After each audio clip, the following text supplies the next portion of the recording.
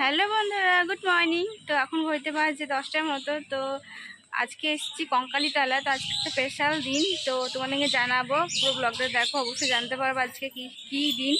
তো আজকে পুজো দিতে এসেছি মায়ের কাছে। তো চলো মায়ের কাছে পুজো দিয়ে, আর দাদা ভাই এদিকে চলে আসছে, সামনে আছে। আর মাম্মাম, ওই যে মাম্মাম। তো চলো এই যে কঙ্কালীতলার ভেতরে ঢুকি, মায়ের পুজোটা দিই, তারপর আবার কথা বলছি।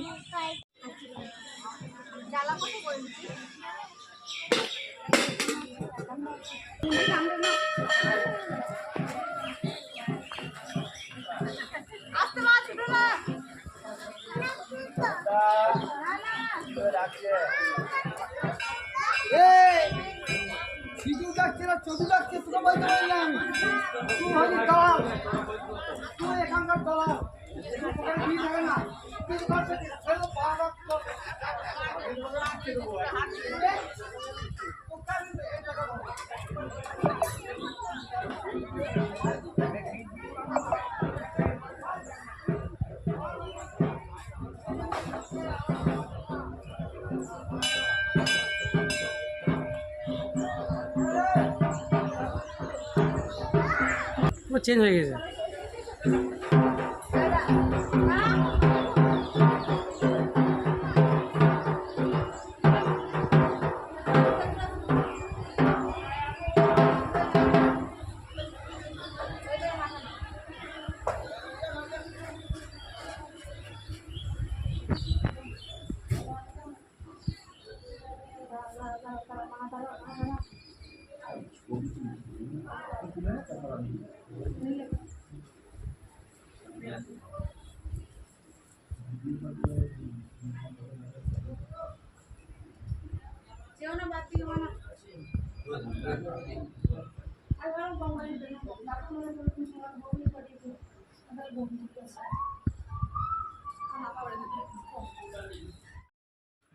আমাদের পুজো দেওয়া কমপ্লিট হয়ে গেছে। তো চারিদিকটা ঘুরে দেখছিলাম, তো আগের থেকে অনেক চেঞ্জ হয়ে গেছে। দেখো কত চারিদিকে বাজারে বসেছে আর কি, যে সোনাঝুরি যে হাটটা হয় সেরকম আর কি, সব জিনিসপত্র নিয়ে এখানেও বসেছে। সামনেই তো মেলা আসছে। তো বলি কী জন্য আজকে কঙ্কালীতলা এসেছি, আজকে হচ্ছে তোমার দাদা ভাইয়ের বার্থডে। তো সেই জন্য আর কি পুজো দিতে এসেছি। তো চলো পুরো ব্লগটা দেখতে থাকো, আশা করছি ভালো লাগবে। মামা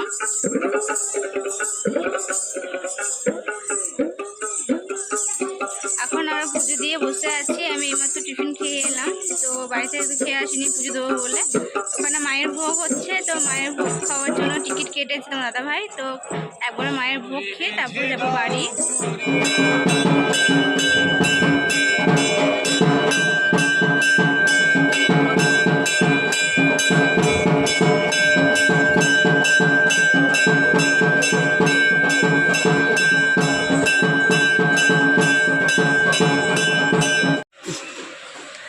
ঠিক আছে।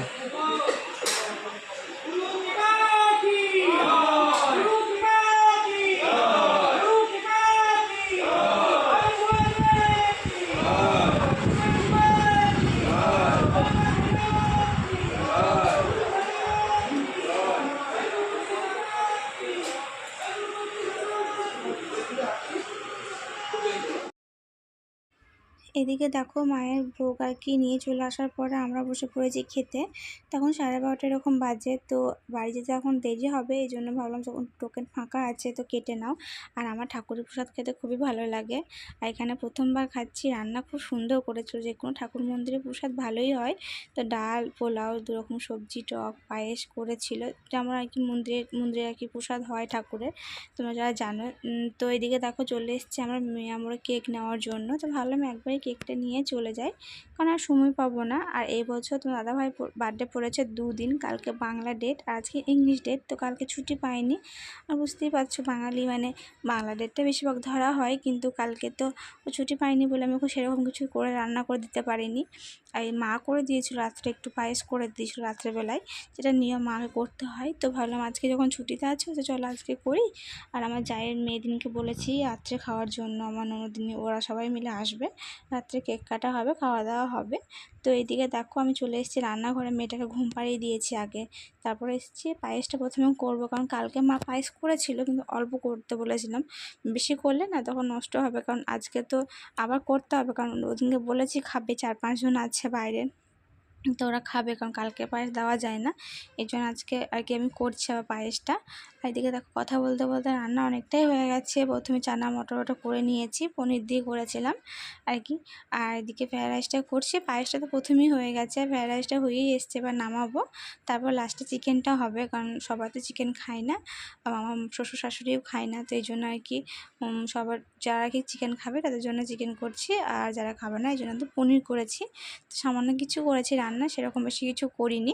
তো চলো রান্নাটা করি না, তারপর আবার তোমাদেরকে দেখাচ্ছি কী কী করলাম না করলাম।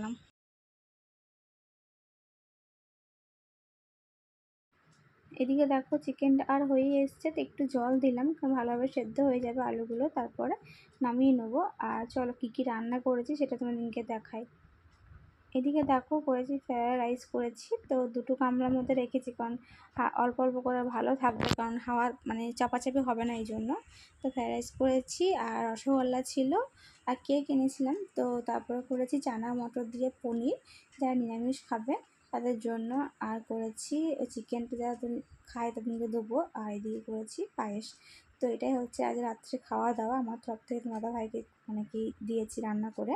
তো এখন রেডি হচ্ছে, তোকে বললাম যে রেডি হয়ে নাও। এই দেখো রেডি হচ্ছে, নতুন জামা শ্বশুরমশাই দিয়েছে তো সেটাই পরছে। তো অন্য বছরকে সারপ্রাইজ দিই, কারণ ওখানে থাকি, ও জানতে পারে যে কিছু একটা করবে, কিন্তু কি করব সেটা জানতে পারে না। তো এই বছর তো এখানে আছে, ও সব জেনেই গেছে কি করব না করব। তোকে বললাম তুমি বাইরে যাও, রেডি হয়ে গেছে, আর বাইরে সবাই চলে এসেছে কেক কাটবে, তো এই জন্য। আর এদিকে আমি ওর গিফটটা যেটা নিয়েছি সেটাই আর কি নিতে এলাম, ওকে দেখালে তো হবে না, ও জানেও না।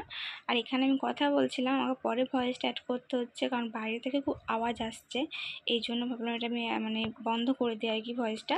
তো এই জন্য আমি আবার পরে ভয়েস দিচ্ছি। তো ও এখন বাইরে আছে, তো সবাই চলে এসছে, তো আমি গিফটটা দেবো, কেকটা কাটুক। চলো তোমরা দেখতে থাকো, আশা করছি ব্লগটা ভালো লাগবে। ও কেকটা কাটুক, তারপর ওকে আর কি গিফটটা দেবো, দেখা যাক ওর কেমন লাগে।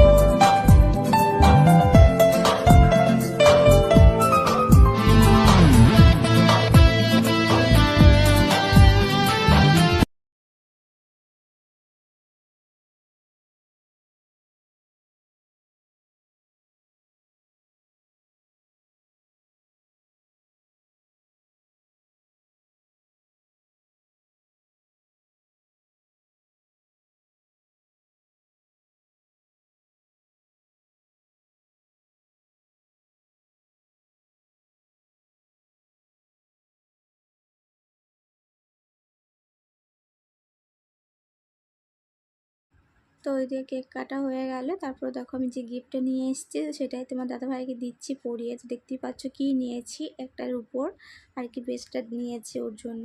তো ওটা আমি ওখান থেকেই নিয়ে এসেছিলাম বাবার বাড়ি থেকে যখন গেছিলাম কিন্নার থেকে, কারণ এখান থেকে আনতে গেলে তো মানে বুঝতে পেরে যাবে, কারণ ওর সাথেই আমি বাজার যাই। আর এদিকে ও এক বছর বলেছিল আমাকে, এক বছর না সরি একবার বলেছিল যে আমার উপর ব্রেসলেট পরবো, মানে খুব ভালো লাগে, ইচ্ছা আছে। তো আমি ভেবেছিলাম তখন যে কোনো বছর আর কি বার্থডেতে ওকে আমি গিফট করব, তো সেটা এই বছর আর কি সম্ভব হয়েছে, তো সেটা দিতে পেরে তো আমি তো খুবই খুশি। আর ভাবতে পারিনি যে ওর ইচ্ছাটা আমি পূরণ করব। আর এদিকে সবাইকে আমি কেক কেটে দিচ্ছি, আর এদিকে মা ওকে পয়সা দিল, যে বললো তো জামা কিনে নিস, তো সেটা আর কি মা দিয়ে গেল। আর এদিকে আমার মেয়ে তো কেক কাটতে পেয়ে খুবই খুশি হয়েছে। তো যেটুকু রান্না করেছি আজকে ওর জন্য, তো সেটুকু সাজিয়ে দিয়েছি, তো ওরাও খেতে বসে পড়েছে। তো ওরা বলছে সবাই মিলে খেতে বসবো একসাথে, তো ডাইনিং টেবিলে জায়গা হবে না, এই জন্য আর কি বলছে দাদাভাইকে ওপরে দাও, আমরা নিচেতে বসছি, একা একা কেউ খাবো না, সবাই মিলে খাবো। তো ওইদিকে দেখো ওকে দিয়েছি খেতে, ওকে বলছি কেমন হয়েছে, ও প্রথমে একটু খেয়ে বলছে ভালো হয়েছে, আর এই প্রথমে মিষ্টি খাচ্ছে কারণ ও মিষ্টি খেতে খুব ভালোবাসে। আর তোমরা দেখতে পাচ্ছ ডাইনিং টেবিলে কিন্তু আগে আমাদের ছিল না, তো এখন নতুন করা হয়েছে, কিছুদিন হয়েছে।